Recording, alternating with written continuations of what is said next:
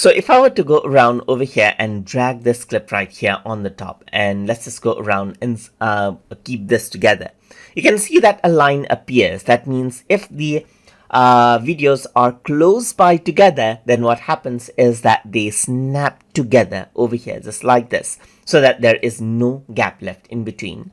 But sometimes you do want that small gap in between, and you don't want the clips to automatically snap out.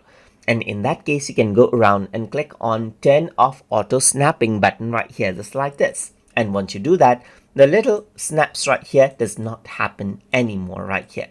Similarly, you can see that there's this timeline snapping that is there, timeline magnet. Let me just turn that off, and there is no snapping over here as well. But if I were to go around and turn on snapping, then you can see that on both of the layers, the snapping is turned on over here. And even goes around at the end. As you can see, the snap is at the end just like this, and at the top over here just like this as well. And that is how it works. And that is how you can go around and turn on auto snapping inside of CapCut's desktop editor. So I hope you guys learned something as always.